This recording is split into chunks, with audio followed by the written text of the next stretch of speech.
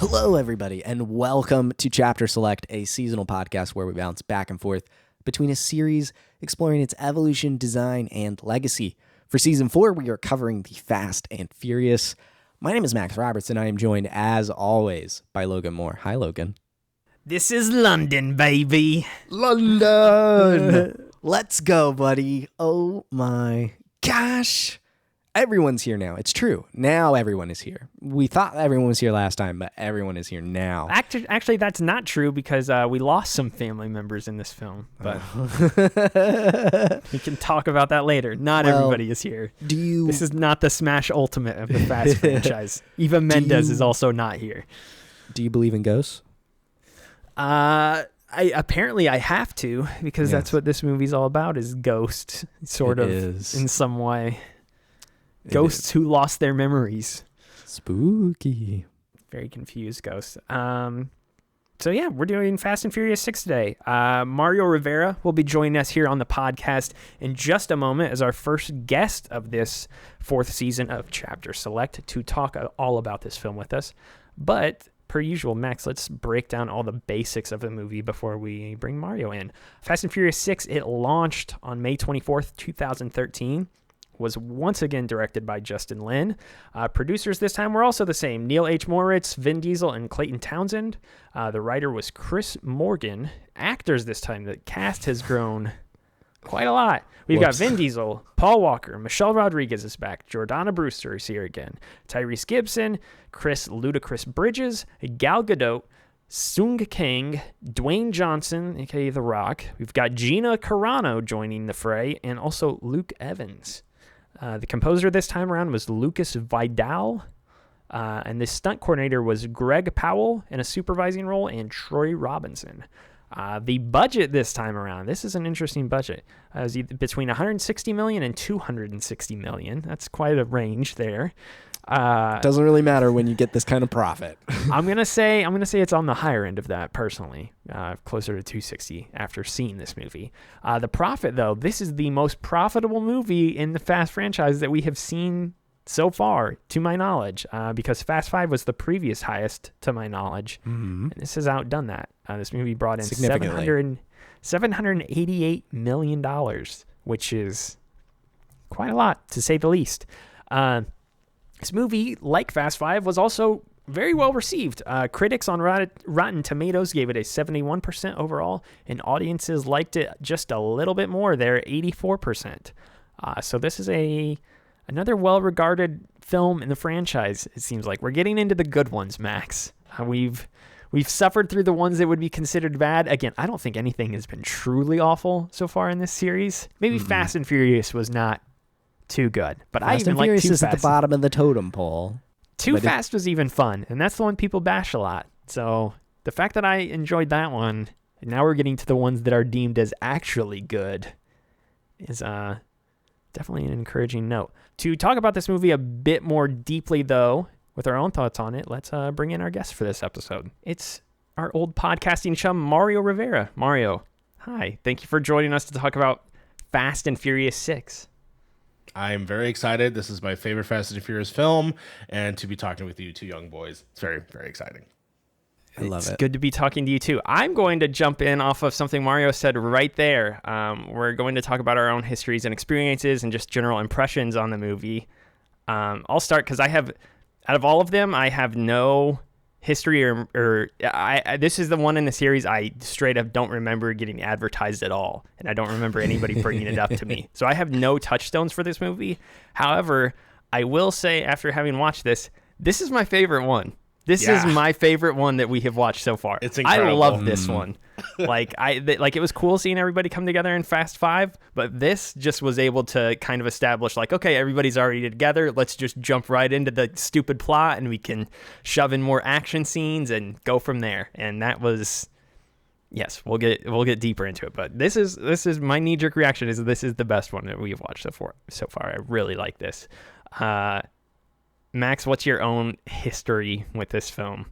I mean, I'm on the train, man. We're in 2013, the year of, what was 2013? The Last of Us, Grand Theft Auto 5, graduating high school. This was peak time, man. This was, after Fast Five, I was like, let's go. Let's see where they go. And you watch the trailer for this movie and it's bonkers. They show the plane, they show the tank. You're just like, let's do this. And I always described it. This is how I described it to friends and later in tweets or whatever. Like, Fast Five is a great movie for people being introduced to the series. We talked about this on the last episode. You could get through Fast Five and not having seen the other four and have a great time. But Fast Six feels like for fans, for members of the family, because it is all about getting Letty back and everyone's already together and quick. And gosh, if you turn this movie into a drinking game with taking a shot every time they said the word family, you would die. It's so much fun. This movie is over the top in the best ways. Mario, were you into these movies when they were hitting theaters? Like, what was your own experience with, I guess, with the larger Fast and Furious franchise too? You can kind of touch on, since I know we'll only have you here for this one episode. Yeah, actually, Fast and the Furious, the first one, was actually a big touchstone for me because it was one of the first few DVDs that I've ever owned. Okay. And so I would watch it I watched it more than I've watched Point Break, which is really hilarious, knowing the history of that. But basically, yeah, Fast and Furious has been around for a long time for me. I even watched Fast 2 Furious. I wasn't a huge fan of that one specifically, and that's where I kind of fell off for many years. Until people were saying like, oh, Fast 5 is really good. And then that's when I went back and I basically watched, I was like, wait a minute. Okay, that's pretty solid. But then I remember specifically for this one, this is the first time I've actually gone into a theater to see it. I actually went to a very, this is Kismic. I actually went to the Logan Square Theater in a very small room. And I was the only one in the room because it was just one of those like off the wall theaters you go to. Mm-hmm. And I remember watching this movie, losing my mind at how freaking fun and awesome it is. Mm-hmm. And then the cherry on top is the post credits. And so, yeah, this movie is just, I picked this one specifically because this is when I realized the series went from being sort of like weird street culture, like crime film, to like it's the Avengers and Fast Five, to like, no, we're doing anime, and we're doing not only doing anime, it's the best anime. Where we'll get into it, but they've turned into superheroes in the craziest way, and it's the facade is dropped. There's reality has left the building, and they comment on it too. They commented on this movie and then later movies too, and it's so genius, genius. Oh my gosh, it's absolute insanity. I think the reason why I like this one so much is because from the get-go, it really feels like it knows what it is.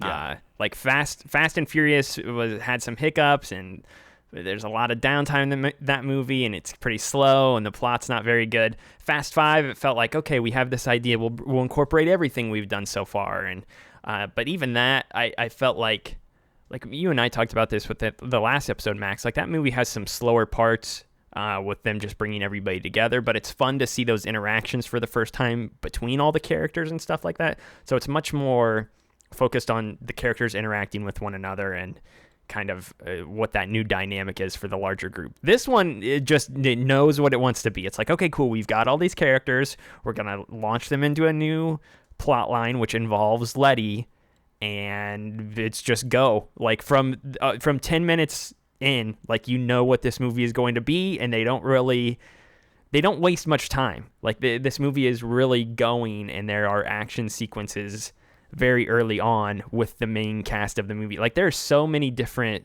sequences in this movie. Like, Fast 5, I feel like, was really just... I feel like in all the Fast movies we've watched so far, there's maybe some smaller action sequences, or maybe some of the street racing scenes and that are used as pseudo action. This movie has 3 or 4 different major action scenes, whether it be the flip car riding through the city with Shaw getting away for the first time. Then you've got the tank, and the plane obviously encaps the movie, the plane with the endless runway, which we'll, I'm sure, talk about. Yes, the runway will be discussed. The runway magically does end. You do see the end of the runway once that scene ends. They're like, oh, they had like 50 feet left, and then they were going to run off the end of the runway.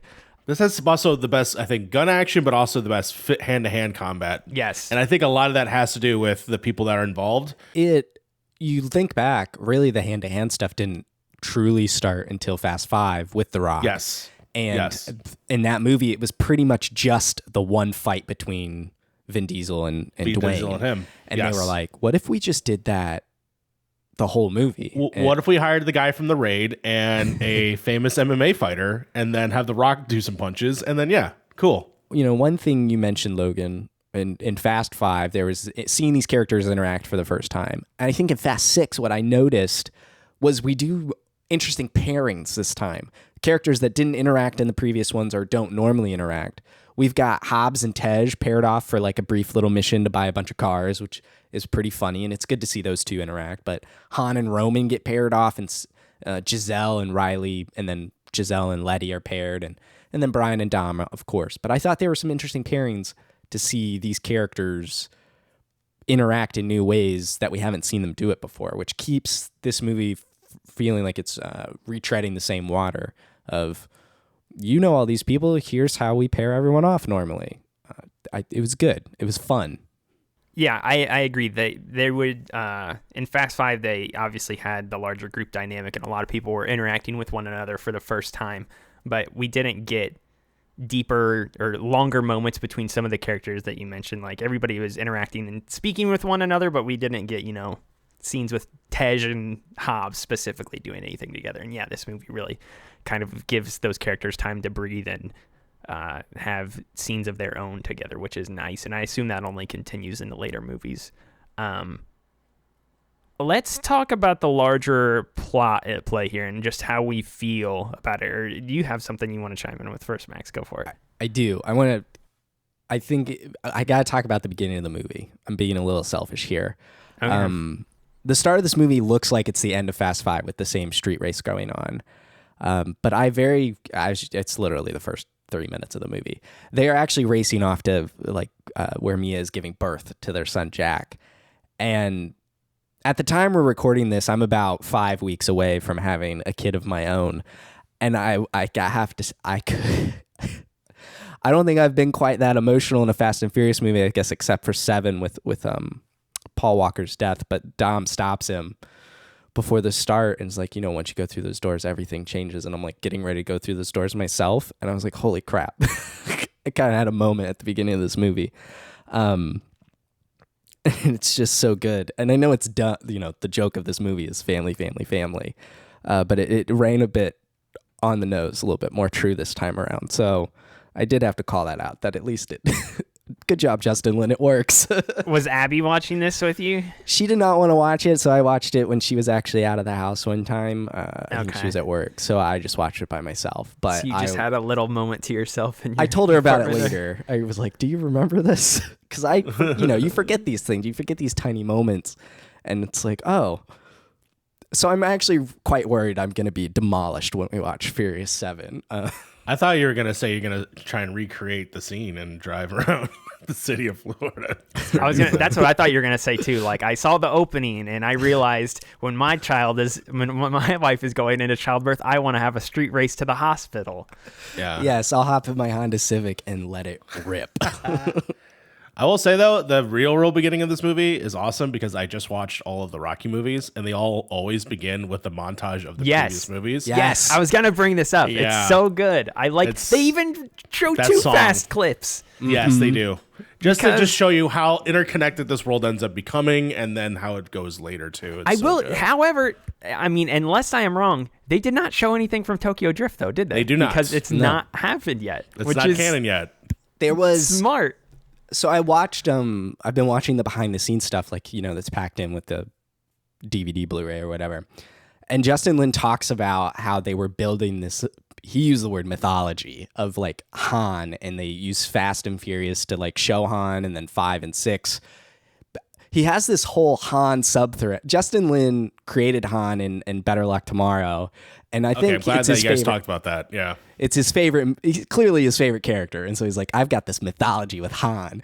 And it obviously in the post credits, it all leads to Tokyo Drift. And it's just keeping that in line is great.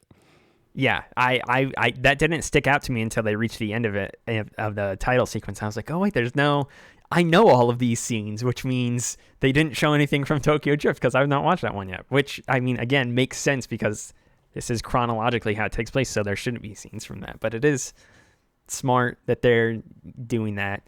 Let's get back to the broad story. So obviously the movie starts with Brian and Mia having their kid, which really serves as sort of not the crux necessarily, but it is one of the key elements of this story, I think. And things that are starting to be hinted at, because I mean, I've not seen Fast and Furious 7, but I know how that movie ends, and I know kind of how they write him out. And one of the main things is that he's got a kid, and he doesn't want to be going on these adventures anymore with Dom because it's too dangerous, and he's got a family, a real family of his own now. Yeah, and it works out. Obviously, they didn't know that Paul would pass away during 7, but at least this was established in 6. Yeah, that makes writing that plot thread in 7 work a lot better.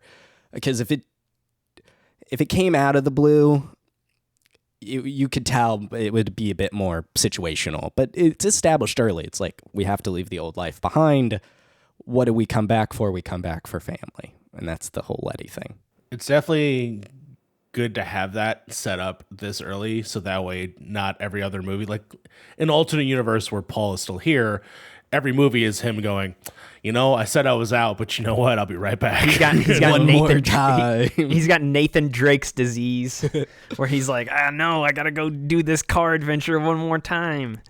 Yeah, I think it is kind of fitting that they do lay that groundwork here, and then eventually, they have to write him off with that in mind in 7. I will say Mia, though, is pretty flippant about him being like, no, go out there, go on adventure, go have fun with Dom. And I get that the whole reason. Yeah, I get that the idea behind it is, Letty's family. We need to go get Letty. She's part of the family. Bring her back. But for a lady who just had a child, she is very flippant to go have her husband team up with a special forces agent and presumably chase down a band of thugs and get shot at and stuff. Like, she's very just nonchalant about telling her husband to run into that. In a mission that they've never done before, by the way. I love that they established that, we gone from being these DVD players, thieves, to now international crime stoppers. This is the first time they've ever been like part of a force that is for the good guys or for, the authorities. So I find that hilarious. Yeah, like they've gone from thieves, ranging levels of thievery, to we are a spy task force to take down an international terrorist.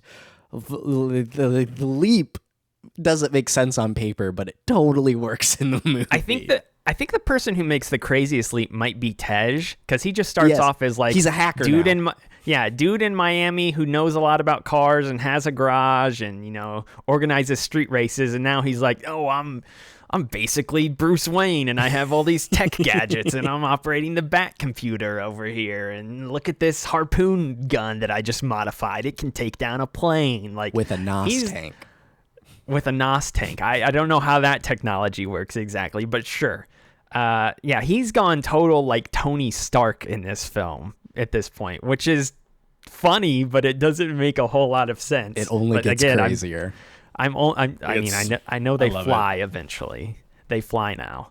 I guess so.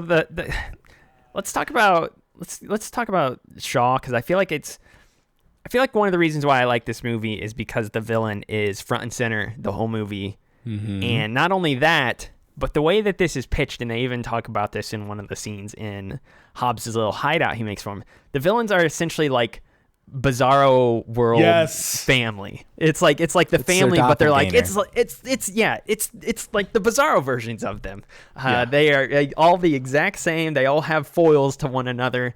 Like Justin Lin or whoever wrote the script for this movie or came up with this idea to just have the villains be an anti-version of the family and have them each go against versions of themselves was very, very smart, and it makes for the best dynamic between the protagonist and the antagonist this time around, because previously it was just this villain, this rich drug lord or CEO type dude or whatever, I don't know, drug kingpins. It seems like it's been a lot of times that they were going up against, and no one ever cared about them. This is like a more personal spat, because these people are similar to one another. And the idea the idea to make Brian's doppelganger a woman made me laugh.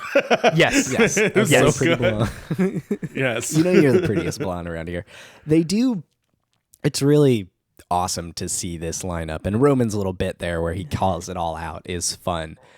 But I'm watching this movie, in the context of this season, I was like, wow, really? Owen Shaw addresses all of Logan's complaints up to this point with the villains, because really in 2, it's just cartoonish and really, really bad. And then, 4 and 5, 4 is a masqueraded villain. He's hidden away from the audience. This also makes 4 a better movie, and I will talk about that. Yeah, I want to talk to Logan about this. Absolutely, Mario. I have potentially differing opinions on that, but yeah. And then 5, obviously, with Reyes being a tamer version of the villain in 2, but using Hobbs as kind of the heel coming after them, nipping at their heels. 6 is Owen Shaw is there. He is in the whole movie. He's talking. Not only do his actions show that he's skilled, capable, and a bad dude, even though they're just building like some nightshade terrorist device, but his team of characters also kind of play a more prominent role. While some of them don't really have names or you don't care about them, they're at least memorable to a certain degree. And they do have the smart scene with Roman where he's at least pointing out all the different members of the group and saying, here's how this one is like us. And they have a tech guy, and they have a Brian, a person similar to Brian. Yeah. So it's a smart pairing and a good way to end off this little trilogy.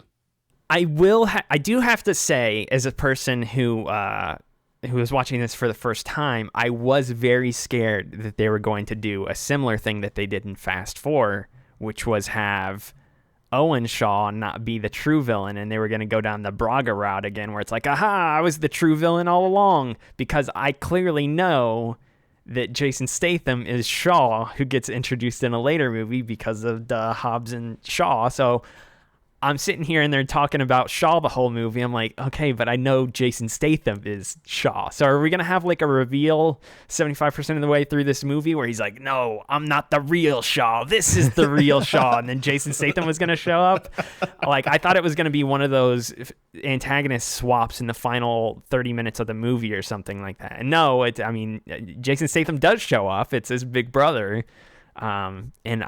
As soon as that scene happened between Dom and Owen later in the movie, after Dom talks to Letty, and then they've got the snipers pointed at each other or whatever. As soon as Owen mentioned something about like, my brother always said this, I was like, oh, brother. Okay, that's going to be Jason Statham. There you go. There's your tie-in right there. So, the second he mentioned his brother offhand, I was like, okay, so that's what it's going to be. On the theme of villainy, I want to hear Mario's reasoning why this makes Fast and Furious a better movie, and then I definitely need to get Logan's reaction to Braga's return. But I wanted to hear Mario first. Ultimately, I think the 4th movie is not as good as a return for the characters. Majority of the movie takes place in a CGI tunnel, which is not good. It's good to have the characters back. At least it's a good introduction, and that ending is phenomenal. I like the way that movie ends. But ultimately, I think that retroactively involving the previous villain and having him come back, and how he is the mastermind of this moment of like, not in the mastermind, but working with the guy of the current movie to set up what happened to Letty, and just adding more layers to how that can constantly, be a part of it. And that's what I enjoy about it. That to me just makes it a more cohesive experience when I'm enjoying them all the way through. And I think they consistently do this even later in the later movies that you'll eventually get to too, of just little layers that they establish and then they build upon from previous films. Does it all always make sense? No.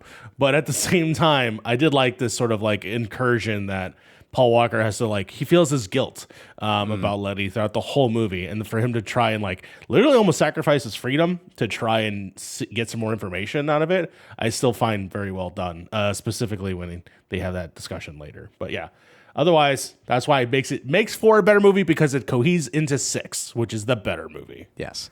I love the Brian stuff. I think his little emotional arc there, especially when he comes back and tells Dom, this was all my fault. Dom's like, that was for you to find out. I thought that was a great moment. And then later when he apologizes to Letty and she has the moment of knowing her character and her own identity and personality, I think that strengthens her and alleviates Brian from this guilt that he's been carrying for however many years. I think that's great.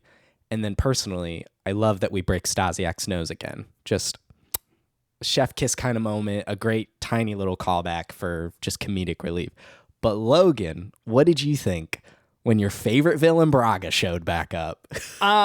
So, I mean, I will agree with Mario. It makes these movies feel more cohesive that he's involved again. To me, though, I feel like Braga's inclusion was just like he kind of had to be involved because he was at the center of Letty's disappearance in the first place. So it feels like he only really comes back in.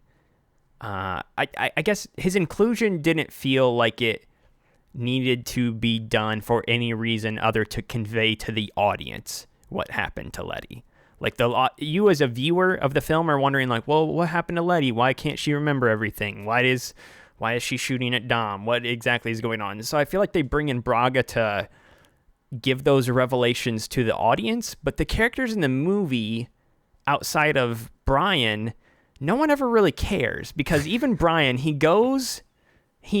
risks his freedom, goes back to the United States, talks to Braga, gets this information that they've been trying to figure out about how Braga is involved with this and what happened to Letty and things like that. And then Brian gets back to the group and he's like, hey, Dom, I found out what happened. And Dom's like, cool, I don't care.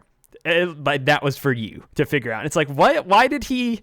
So he went on this dangerous mission to go get this information and then comes back and there's nothing. He's like, he doesn't really care. And he's like, come on, Brian, we've already got other things to do now. Like there is that, but there is the other big piece, which then is revealed basically in the last half where it's like, Shaw only will get close to you if he wants you to get close to you. And that was a big thing that I think that they needed so that way they can discover that they're doing the convoy thing. Obviously, they don't know about the secret werewolf in the group that you reveal later. Yeah. But I don't want to refer to them by their name.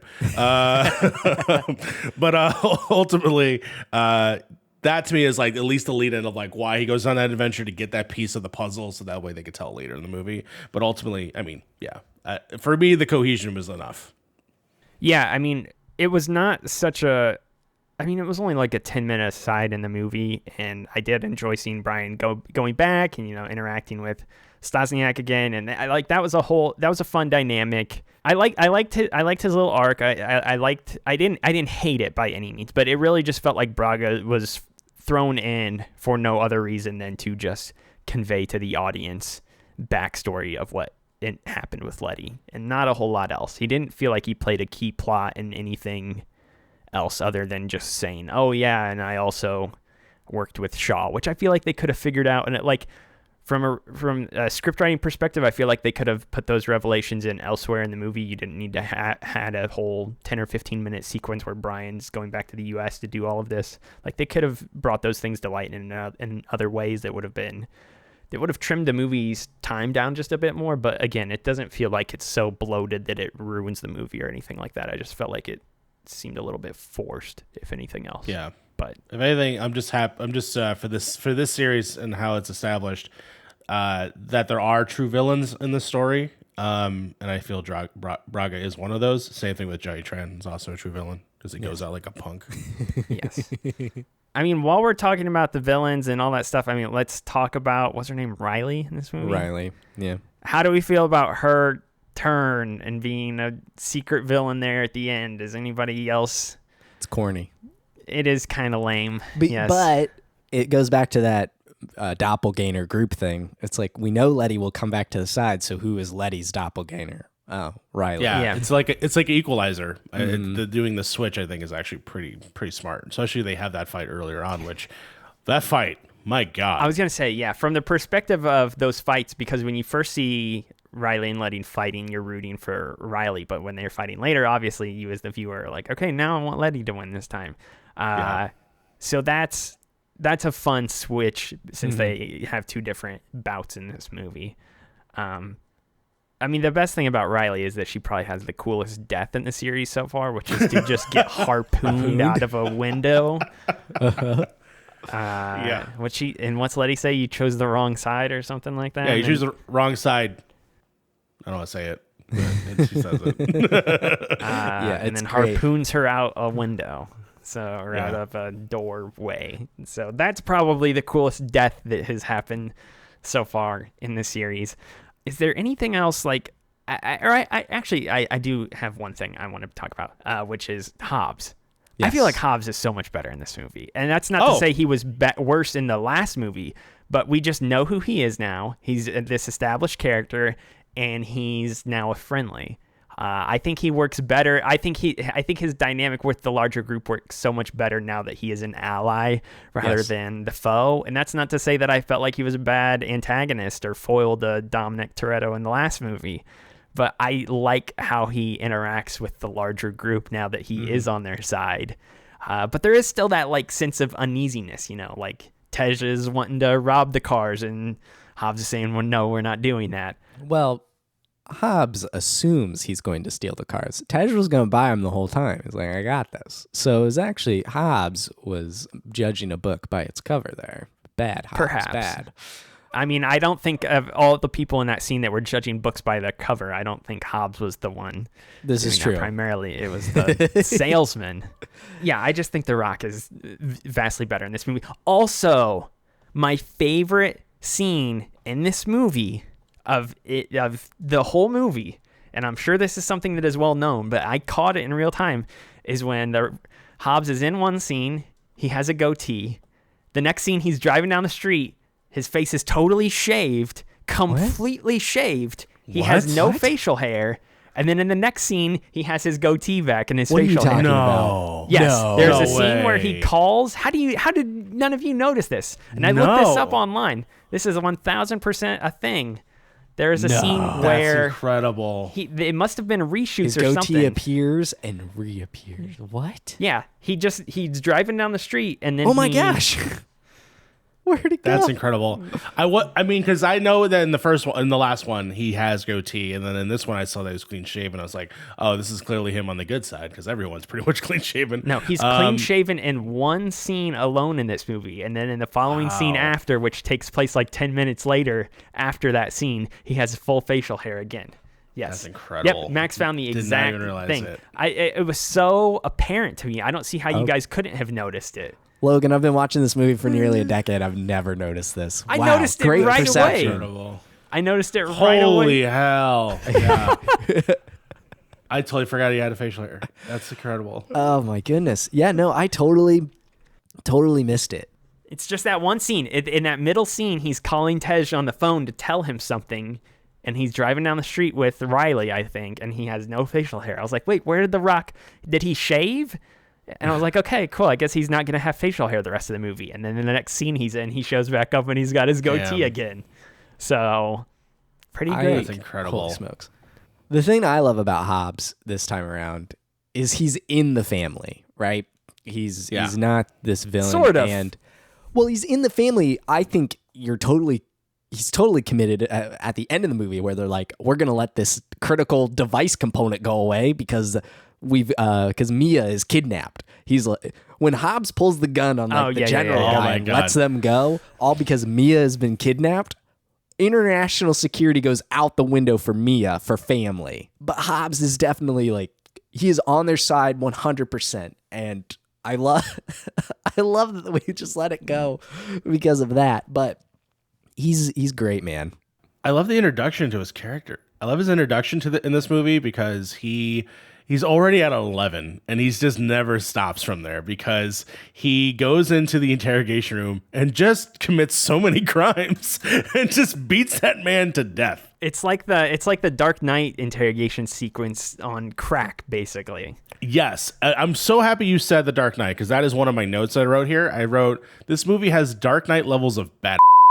And by what I mean that is that when we go to the Shaw's like awesome reveal of him like slowly getting into his cockpit and then driving away and blowing up those buildings looks exactly how it looks like in the Dark Knight. It's just so cool. So cool. Yeah. This movie is dope at times, like super dope at times. That flip car especially, and the fact that they actually made that car and the wheels and everything. Yeah. Pivot and turn. That is a fully real functioning car that does all that stuff is nuts. Like they really went for it and it pays off on the screen. Yeah, it's such a cool device that they use to like separate the cars to like how they have their cars. Like they are always pretty low to the ground, but they have sort of like is that like an F1 racer car that's like modded to look like that? It was designed after a Formula One car. Yeah.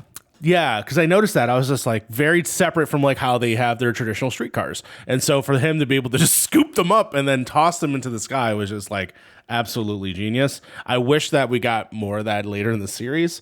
So I'm hoping that maybe, God forbidding, maybe in the future. Maybe they'll bring him back. That car's awesome. Let's run through some of the other character arcs in this movie. I feel like that's just kind of the best way to tackle the rest of the plot and what happens in this movie, because it very much is segmented with a lot of people having their own things going on. Roman and Tej have basically been assigned to just be comic relief at this point, and I'm 1,000% fine with that. Roman still has all the best lines in this movie. Yes. His plane has one of the best lines. He doesn't know what to say. It's incredible. Yes. Well, I have to say something about this too. I wrote down, Roman is living a lifestyle that reflects drastically more money than he has. At the end of the last movie, they got $100 million, but they split it 11 ways. He has less than $10 million, and this man has, at the end of Fast Five, he's like, I bought one of the rarest cars in the world. There's only 3 of them, and now he has a private plane. Those things cost way more than $10 million. I don't know how he is flinging this money around. Like, $10 million, it's a lot of money. Could have invested. It's not that much money. Don't forget about the yacht that they were going to. They were going to a yacht as well. Yes. But you know what? They act like they're billionaires when they really only made about 9 to 10 mil a pop in the last movie. I'm like, okay, hold on. We are spending a little too much money here, Roman. You're absolutely right. Like, Roman is living outlandishly, but they make jokes about it that totally reflect his character. Like when he asked Tej to borrow change, or when he offers the women vouchers for the casino. Like, he clearly is still this kid who grew up from Barstow and is hustling to make his money, but lives this lavish lifestyle. And you get little jokes about how cheap he actually is, even though he is a millionaire. Even when they planning out the heist, and he's like, "We're getting paid for this, right?" Like he is super funny and tight about his money. Yes, I will say, I think we mentioned it before. But yeah, the scene where Hobbs also shoots the vending machine while Roman's trying to get food out of it. It was the one scene in the movie that made me like audibly laugh out loud because it's just so out of nowhere. Just boom! And there you go, food on the house or whatever he says.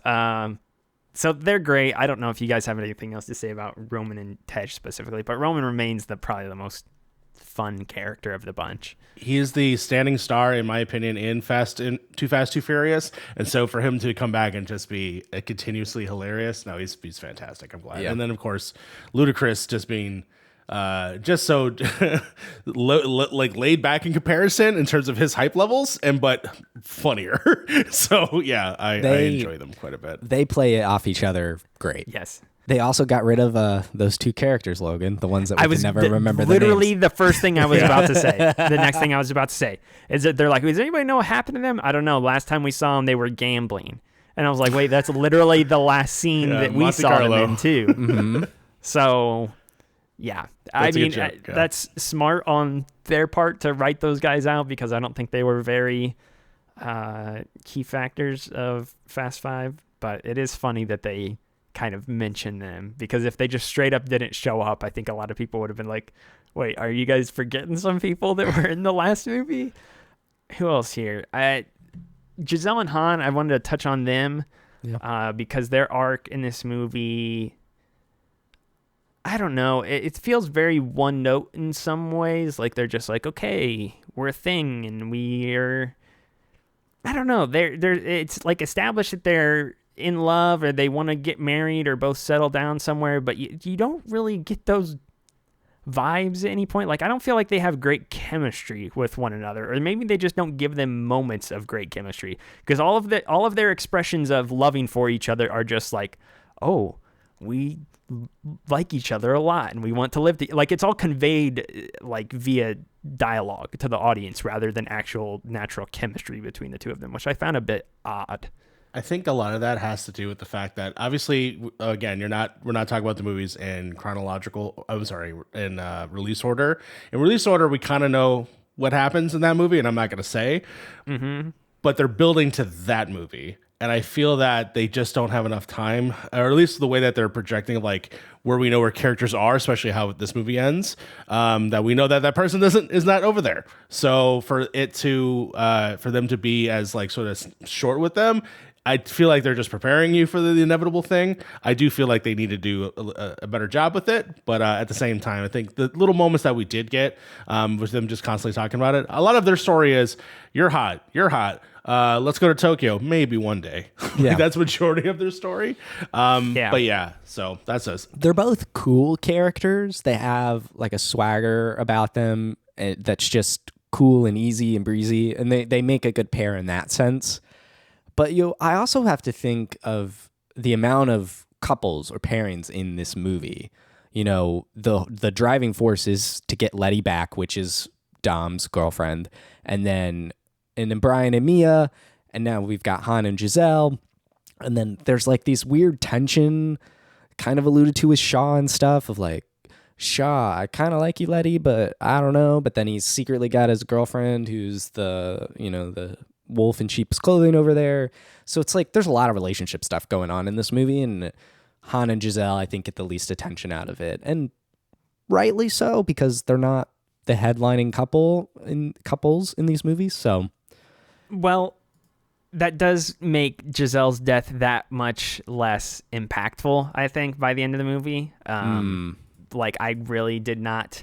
I think my problem with her death is that so far in this series, we have seen people get way more injured and live through it. So when she just is like, I'm going to fall off this car that's 10 feet off the ground, if that, and but land on the cement going backwards.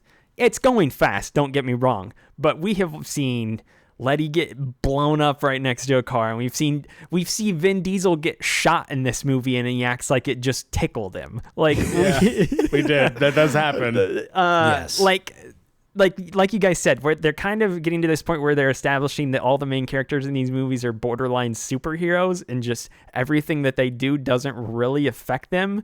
So when a lady falls off of the back of a car, yes, it is going. In reality, would it kill you? Maybe, probably.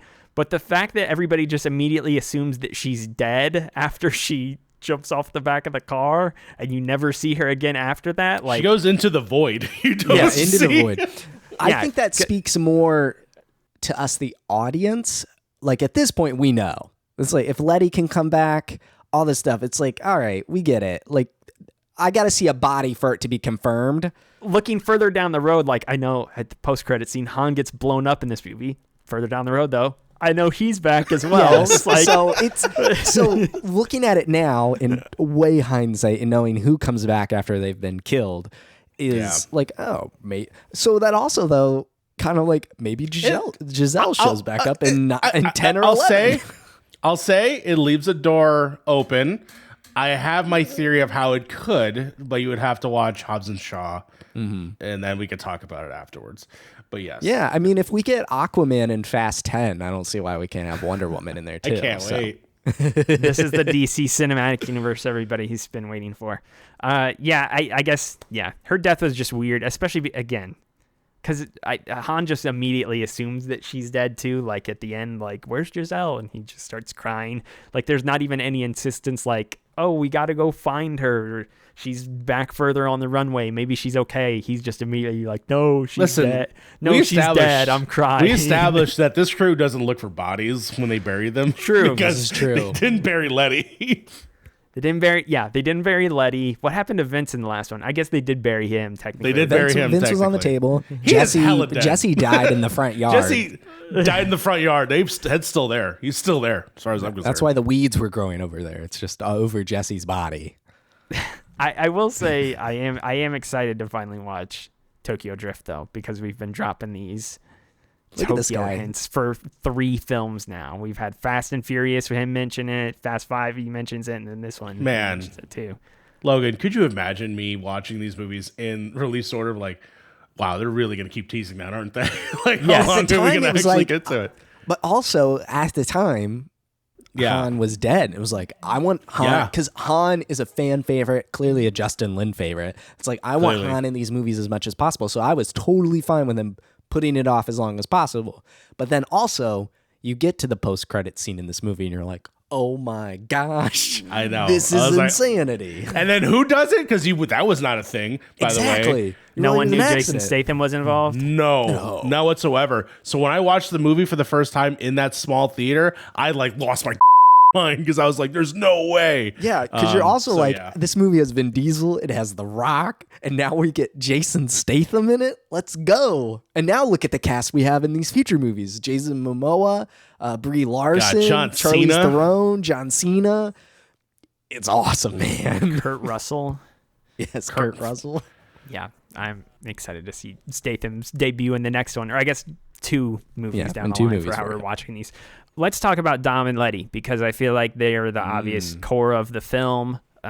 This is what so much of the plot hinges on. Here was my hesitancy coming into this movie. I mentioned you beforehand, Max. I was like, I don't know how they're going to put Letty back in this. Is she mind controlled or something? And you're like, mind controlled? What? I wasn't too far off, I didn't feel like, because things are messed up with her. Things are messed up with her head. I was going to say, she's not naturally just all of a sudden same Letty from the previous movies who's like, I'm evil now, I will shoot Dom. I knew something had to be up with her, and it was. And the great classic script writing idea of Amnesia. That's lovely. Anyway, I think my hesitancy with this movie was, one, that her inclusion back would feel forced or weird or just very cumbersome. And in some ways it does, I feel like. But for the most part, I was surprised at how well this kind of works as a plot as the central plot for the movie. Like it should be worse than it is. I still have some problems with it, but I think for the most part, if your plot of the movie is going to be this character that we said was dead 2 movies ago is now back, and here's how they fit into the plot of this movie, I didn't think it was that bad. And not only that, but I think her and Dom have actually good character moments, and she as a character specifically kind of gets some good characterization for herself for the first time in this entire series, because up until this point she has literally just been, I'm Dom's girlfriend, and that's about it. And she has the heist sequence at the start of Fast 4, which is pretty cool with her, and other than that she has very much just been second fiddle to Dom, and that's about it. This is I think a clear character reset that they were able to accomplish with her, as opposed to being just a girl on the side where she appears in the first movie in a lot of ways, and then you only see her in 4 in that one sequence really, and then obviously the plot that movie's about. But yeah, it's a whole character reset that they're able to give almost a new version of Letty that they can then expand upon later, that I thought was interesting, because by the end of this movie, she is still not the same person that she was in the first movie. And I was glad they did that. I was really, I was hoping that they wouldn't do something dumb where she gets in another explosion and all of a sudden it's like, now I have my memories back. Oh, I know who you are. Hi, Dom. Like, I was hoping they wouldn't do that, and they don't. They kind of like... They handle this rekindling respectfully. They don't just, we know as the audience, Dom and Letty belong together. Like, that's just something we know. But they handle bringing them back together, I think, in a respectful way that lets both characters make the decision for themselves. Vin is never really forceful about it. It's like, you are my girlfriend, you're coming with us, you're a part of this family. They use street racing in the kind of the one street race scene of this movie as a way to kind of they keep bringing it back. It's good. They brought it back. So they use that to kind of spark these memories. And Letty has that line to Brian. She's like, I know one thing about myself is no one makes me do anything. So it's these characters kind of re-meeting and learning each other and not being like, you have to love us, you have to come with us. Letty makes the decision for herself, even though we know the history there. And I think that's pretty awesome, because I think a lesser movie would have written it like you had mentioned, Logan. Whoa, I've got my memory back. I love you, Dom. Let's make out in the garage while working on a car. They handle it gracefully.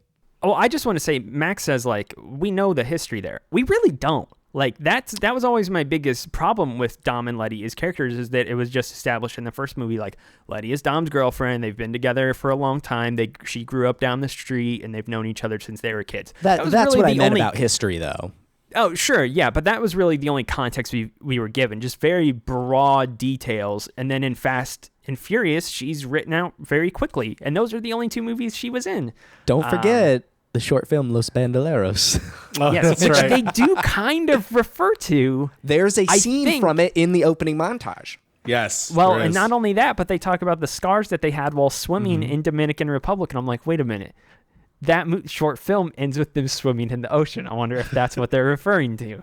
Anyway, but we really don't like the whole scene where he's like, this happened to you. You got this scar from this time, this scar from this time. Like they are, like it's just little things like that, but they are kind of fleshing out that these characters have a deeper history and they have known each other for a long time, which again was broadly established in the first film, but you don't really get any, there's no meaningful moments between those two characters. It is just, this is Letty. This is Dom's girlfriend. Oh, yeah, she's also a street racer. Watch her drag race this man. Oh, she won. And she stole his money. Ha, ha, ha, ha. Like, that's basically her whole character arc in the first movie. And then in the fourth movie, she steals a thing and goes undercover, and then she's written out. So she has not had a whole lot of characterization in any of these movies. And you're right, Mario. It is a good soft character reset for her. They're able to flesh her out in new ways while also expanding on some of the things they introduced before. But yeah, they don't, it's handled well. I thought that this movie was going to be way worse than it was in that aspect. And it's done about as well as you can with a plot that again hinges on amnesia, which is so trite and cliched and overdone. Like I was honestly, just genuinely surprised at how much a lot of this works. I love these series. You just said, the plot hinges on amnesia. There are doppelgangers, and then the sequel is about the evil brother. I'm so happy with this show. Yeah, it's So good. it's very straightforward, but the way in which they, I don't know, I think it just, a lot of it comes down to the characters and just the characters being so fun. I want to talk about the stunts, but I do want to come back to one thing that I mentioned before, and this is just, maybe this is too in the weeds, too nitpicky, but you talked about before how they capture Shaw, and then he in turn captures Mia, and then they have that whole sequence. I wrote down, though, is that, so they let him go with the thought that if they let him go, Mia will live or whatever. But it's also established soon after that, well, he's not going to let her live. He's going to tell his gang to kill her.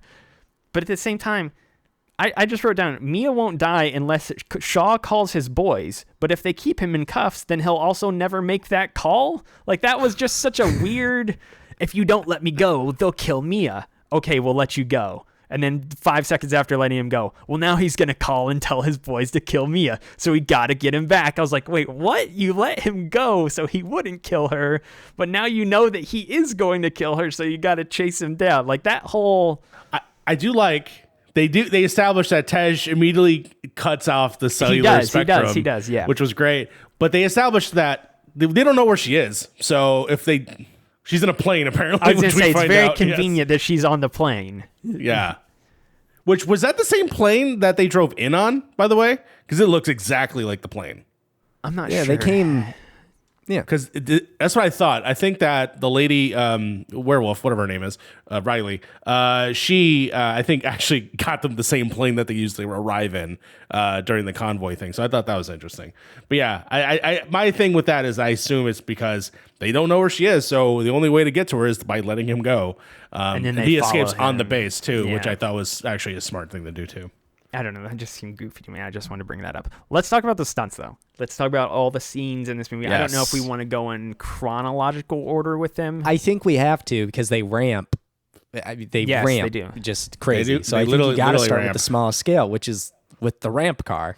with the ramp cars, which is great. I like Yes. that everybody gets thrown around in it, and I like that everybody gets flippantly thrown around, and it's just, again, looking at what happens to Gisele later in the movie, like, oh no, I fell off this runway, now I'm dead. And this, it's just like people crash their cars into buildings and they're doing all kinds of flips, and it's just like, oh, don't worry, they're fine though. They're totally good. You have They to had be their inside seatbelts the on. car to survive. Gisele was outside of the car to survive. Gisele Yes. was outside the car at least 3 times. There are 3 instances where they're like, oh, almost died. They do it 3 times, and it's hilarious.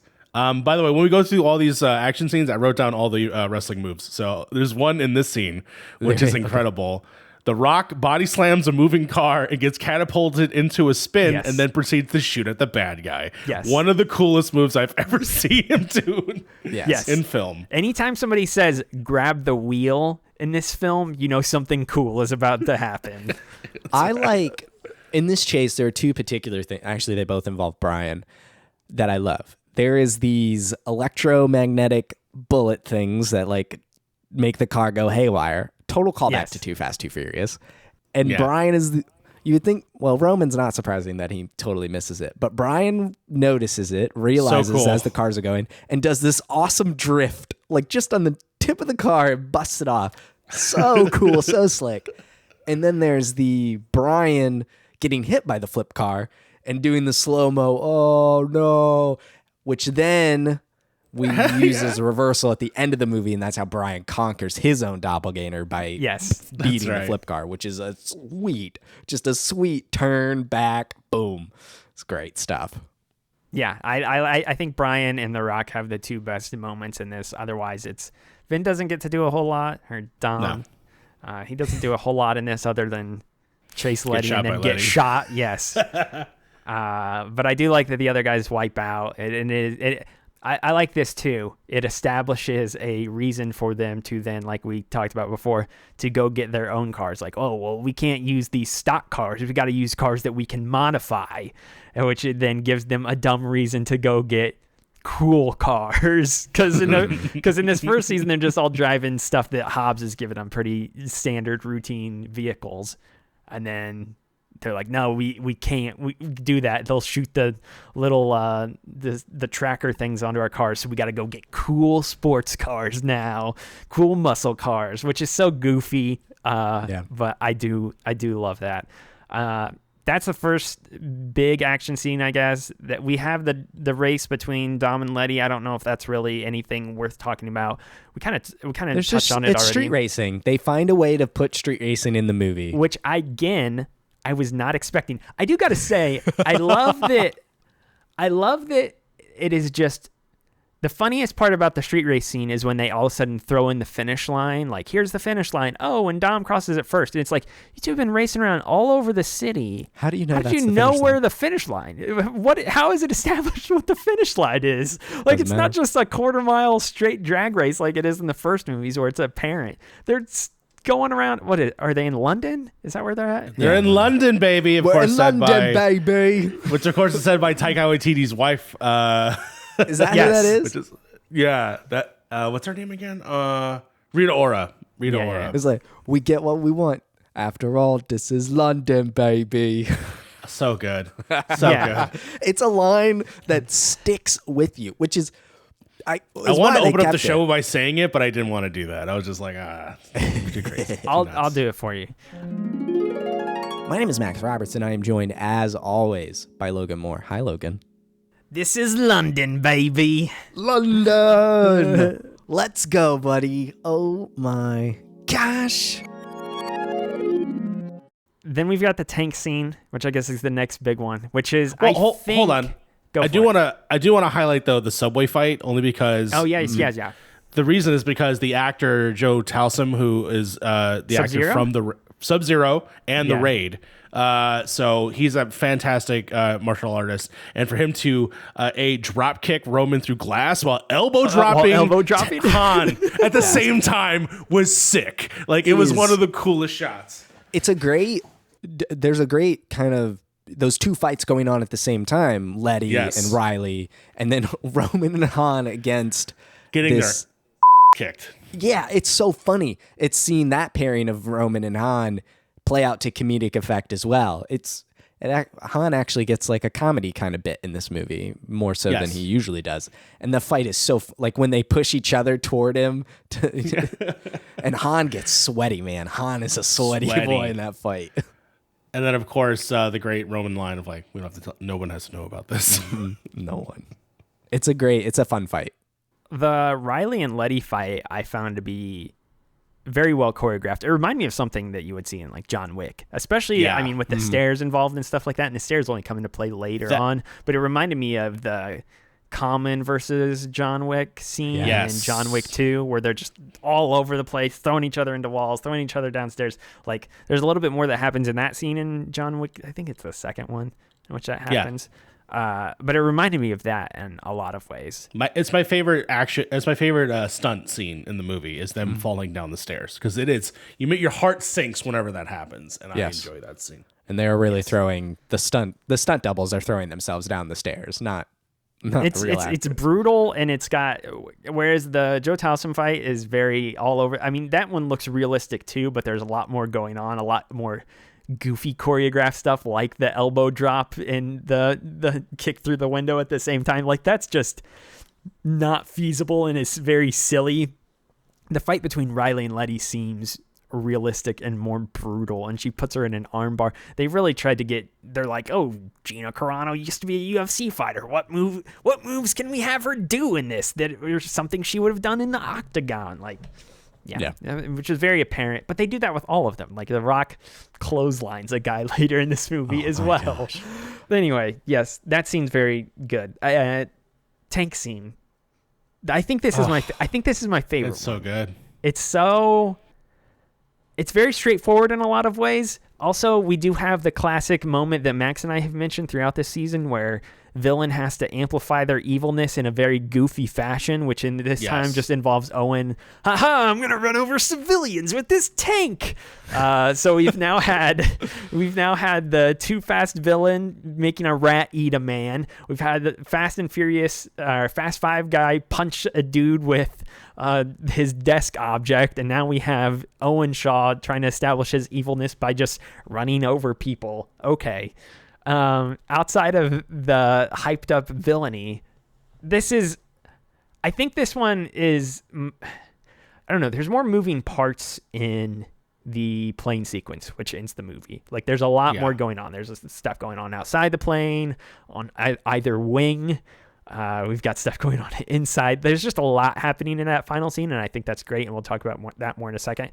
But I think the reason I like the tank sequence so much is because it is just very straightforward there's a tank on the highway. We're in sports cars. What do we do? And it just goes from there.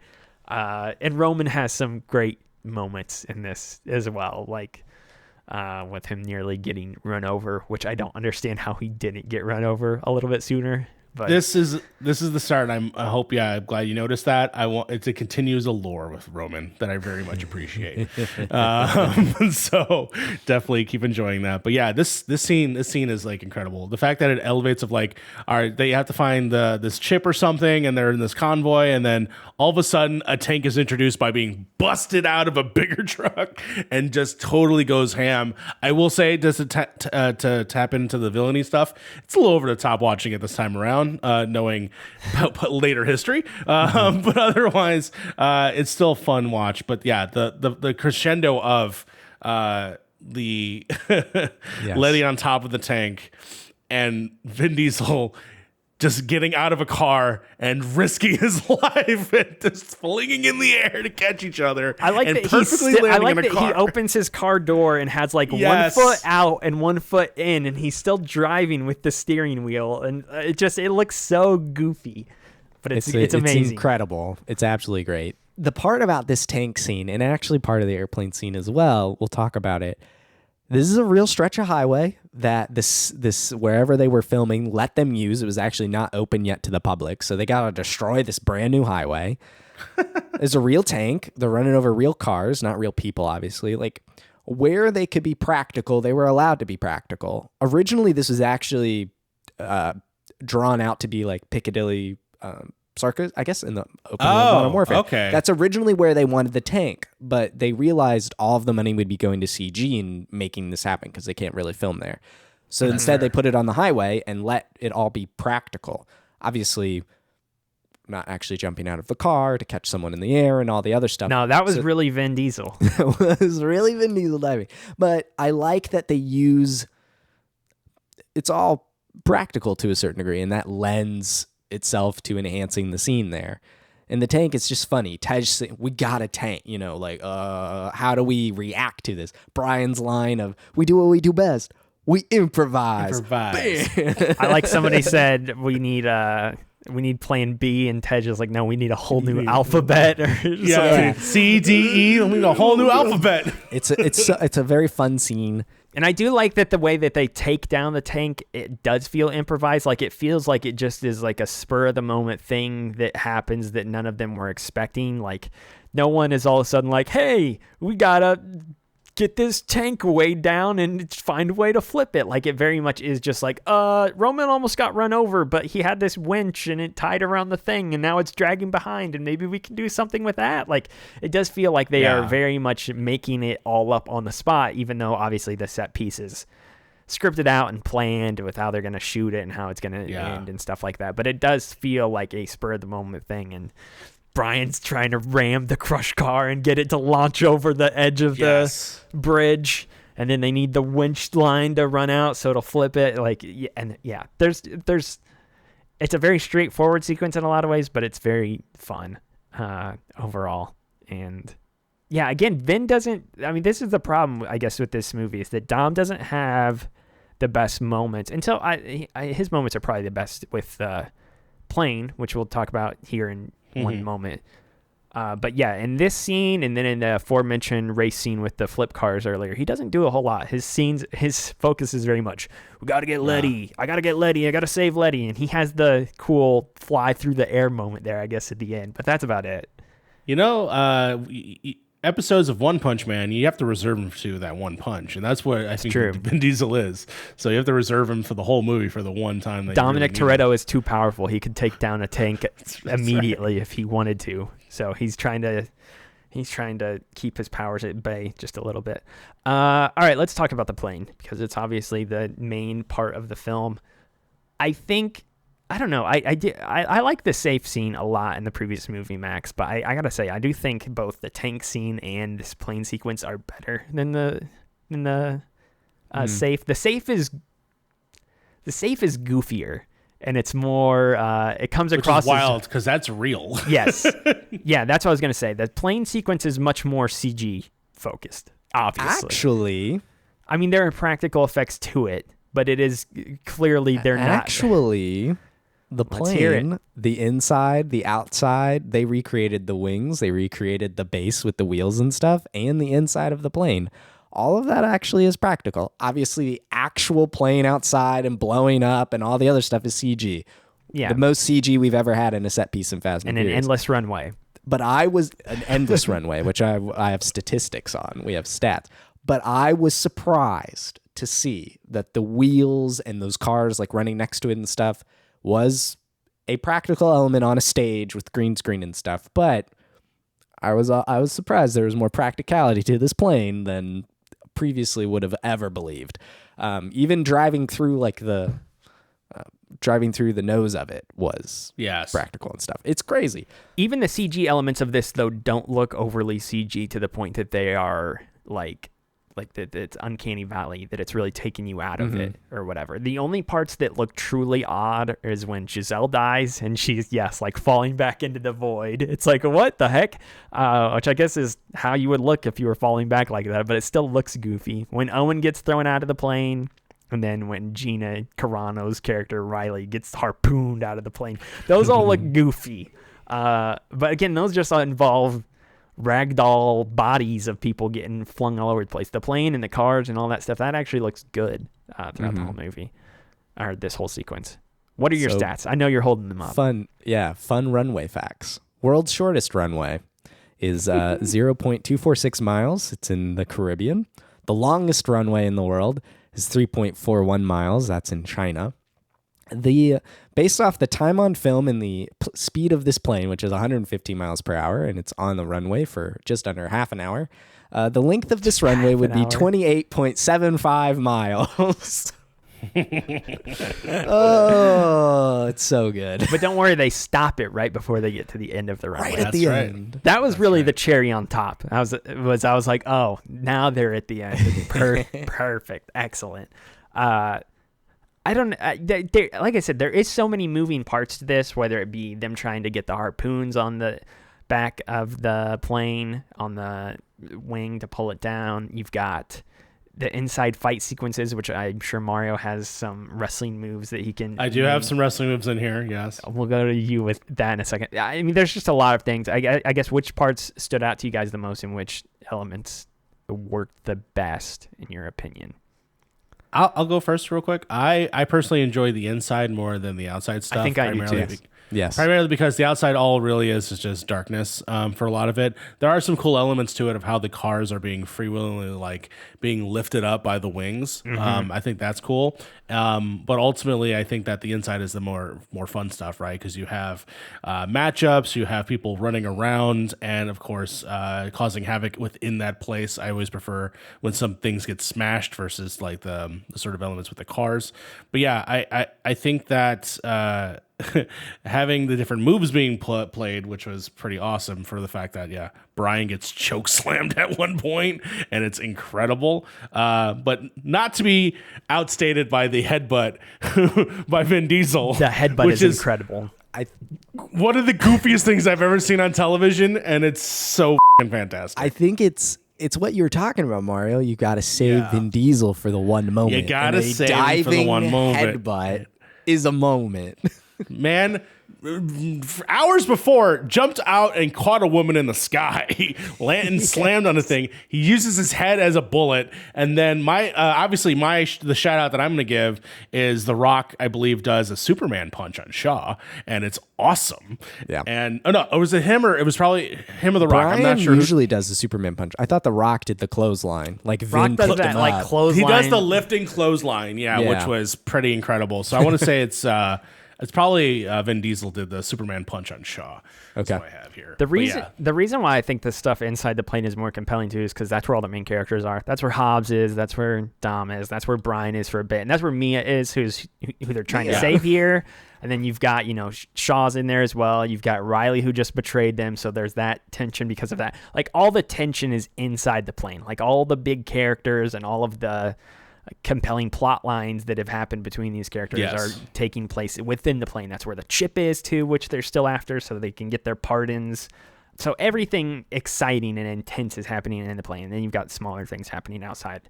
But I wrote down, I guess my biggest takeaway from this was, yes, all the fighting was cool. And yes, all the I wrote in all caps, Dom Toretto headbutt. That was by far the coolest thing that happens. Other than that, though, at the end of the scene, after it was all said and done, I just wrote, it's too bad Vin and The Rock hate each other because they have excellent chemistry in this sequence. And they play off of each other really well. And I don't know if they hated each other when this movie was being done or what the whole backstory of their beef is. Maybe we can talk about this as we get a little bit further into the series. Later, yeah. Yeah. I'm sure we'll talk about it more as we get deeper into the series, but they have incredible chemistry in this, not just with their fighting and taking down enemies together as one unit, but their one-liners that they're throwing at each other, the dialogue, it's all so great. And there is this real feeling of camaraderie between the two of them. And this, for the first time, is the first time that I feel like you really feel like Hobbs and Dom are bros. Like this is the moment where you're like, yeah, they've come a long way, the cop and the criminal, but now they're family. This was the first instance where I really felt like they had come together as a unit, and it just made me that much sad that, oh man, they're not gonna eventually they have a falling out in real life. Too bad. You wanted to believe it's like a wrestling work and that it's just he's gonna show up later, but we don't know. It's like one of the things I really hope they can pull off for 11, which is allegedly the last movie. Obviously, it will never end. Hobbs and Shaw 2 is already in like pre-production, all this stuff. But if they can make peace somehow for the 11th movie, like please do so, because they gotta come back. It's because the dynamic is so good, and seeing it in later movies is even better. I don't know, man. If Justin Lin is tapping out, something's going on. Scary things something's are happening with 10 for sure. We'll talk about that in the future. But yes, The Rock and Vin have great moments in this. I also have the final moment of this, which I found so funny, is that Dom does have the great moment of him blasting out of the front of the plane, but then that is immediately followed by his car wiping out and then them fake killing him for a second. I was like, wait a minute, what? Like, I feel like it would have almost been better if they would have had the plane just crash outright and they're like, no, Dom, and then rather him walk out of the fire Terminator style Terminator with style, the briefcase, if he then would have just blasted out of the front of it with the car after it had all blown up. That would have almost been cooler. Instead, you get the moment of him blasting out of the plane only to wreck 3 seconds later. It was very goofy in a lot of ways because that moment was awesome, but it just doesn't last long. And then it's like, oh, no, crap. Is he dead again? He's not dead, but... I love the only damage that's done to him, though, is that his shirt is dirty. Everything else, he's totally fine. He should be melting. He should be melting to be in that fire. Well, we've already established that bullets have no effect on him, so... That is true. I don't know. All the action scenes in this are great. They just keep ramping it up. Just wait to see where we go, man. Just wait. Yeah. Oh, my gosh. Oh, man. I guess final things, I don't know if there's much to say about how this movie ends. I mean, we've talked about the final credits stuff already with Jason Statham. They obviously go back. They get their pardons. They go back home. Same house. 1327, baby. Corona makes a return in this film as well. They got the Corona partnership or license back in this film for the first time ever. I did like that they had some closure between Dom and Elena. I felt like they weren't going to for a moment there. I was like, are they really just going to end and it's just going to be as simple as, oh, I'm back with Letty because my girlfriend's alive and I didn't know she was. They did have the moment with them, and even Elena just kind of giving her blessing, like, yeah, he's a good guy. And even her saying earlier in the film, too, like, if it was my husband, like, yeah, I would do the same thing. Like, so she doesn't fault him at all. And, like, it was just good that they included that because I felt like that was going to be an omission before the credits rolled, and it was not. So that's good. Yeah. And again, keeps establishing those characters. As a character that was in the last one, entering in this one, it's kind of awesome. And having her partner back up with Hobbs again is good because it was really the only reason she was written out is because she started dating a criminal. So you assumed that she couldn't be Hobbs's partner anymore if she was going to be with Dom. But now that Riley has proven to be working with the bad guys, Hobbs needs somebody that he can trust on his side again, so she goes back to him, and it all works out. It ends in a nice, neat fashion, and then we get one more moment between Dom and Hobbs there at the end, and yeah, I don't know, good ending, and then you got to say the prayer about fast cars or whatever. That's right. Thank you for fast cars. An homage to the first film. Yeah. Very much so. Whenever they do these little these cookouts, it's a good time. It's just a good time. It's the most family of the family things that they get to do, and so yeah, definitely appreciate it to have the house back. That house, in my opinion, is a national landmark. They need to make sure that it goes. Yeah, up it needs to be preserved in its janky state forever. Yeah, the Elm Street house and this one in California. We've talked about a lot of the stunts and such naturally, as we always do, so I don't think there's much else to touch on that. Same with the editing. Is there anything we wanted to say about the music this time around? I have to say that this movie had a lot more electronic music to it than some of the past films, and I thought that worked very well. I actually liked the soundtrack of this movie for the first time since probably Too Fast. I feel like Fast and Furious and Fast 5 were pretty bland and forgettable, but there were some tracks that I felt like really accented the action and the chase sequences quite well this time around. I don't know if any of you had anything to say about that. I mean, the montage and ending song is my favorite. We've entered the Wiz Khalifa era of Fast and Furious.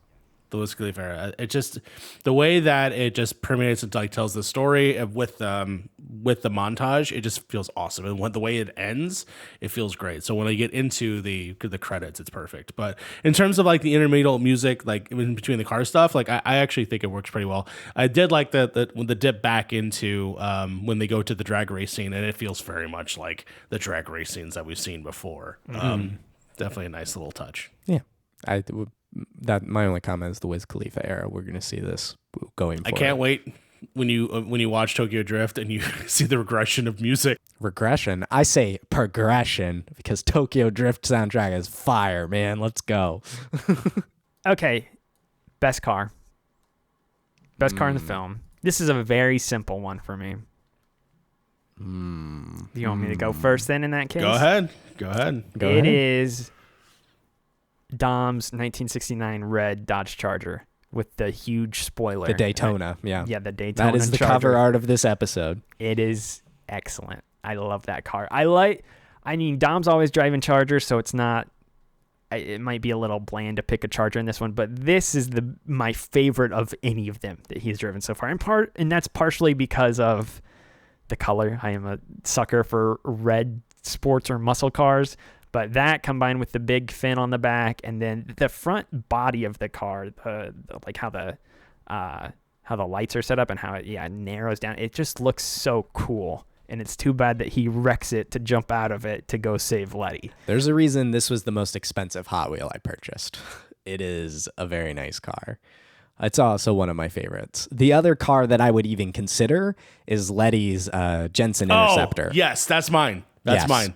The back, it looks I love the incredible. way that the car basically all sits in the back, and then the front Yes. is just, it's a dope car.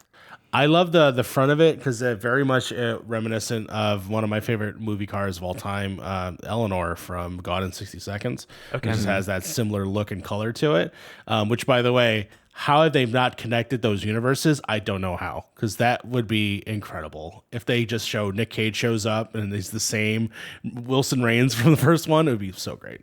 So great. Yeah, those are my two. All right, the Jensen Interceptor and the Dodge. You got to choose Charger one. Daytona. I gotta choose one. You gotta choose one. I would have to choose the Daytona because I chose it for the cover art. I mean, it's iconic. The spoiler, the color, the shape, everything. It's fantastic.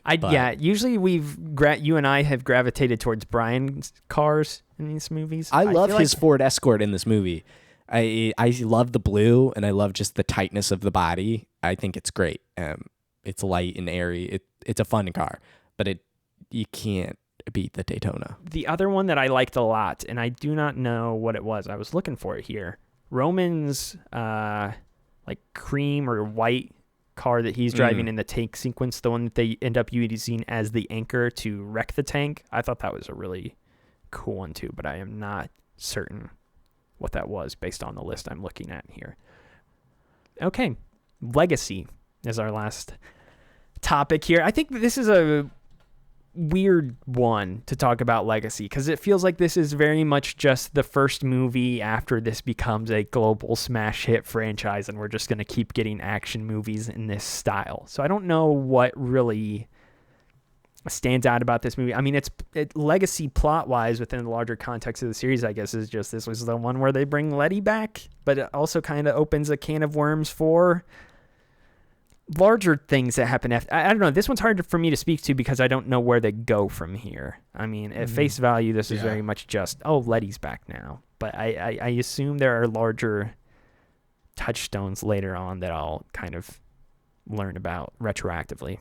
I'll say, I mean, it is revealed in here, obviously, that the Shaw brothers, as I'll refer to them, are continuing characters and are involved in the history of this series, even if we didn't know it, which I thought was cool. Like the big reveal of him being Han's murderer is only revealed in this one, right? We, as someone who sees the previous movies, so yeah, I think that part of the legacy was kind of cool, and then how he then leads to be the bad guy in 7. So I think there are definitely elements with the shady background of all these movies, is how all connected and how different things are with these bad guys, and how that proceeds forward for how you'll discover him. Yeah. Those are the two elements. Is Letty is back. The family is truly whole at this point, and the Shaw brothers are introduced, if only by name, for Deckard until the very, very end. So those two things. It also is the one that brings us to Tokyo Drift. As someone who's watching these movies from the beginning, you're like, where is Tokyo Drift fit in all this? We've gotten to that point, not only in the season, but in the franchise. And so that's kind of where it is. And also, I forget exactly which ones Justin Lin does all the way. I don't think he does 7, if I remember correctly. Like, this is Justin Lin, this is the end of his trilogy.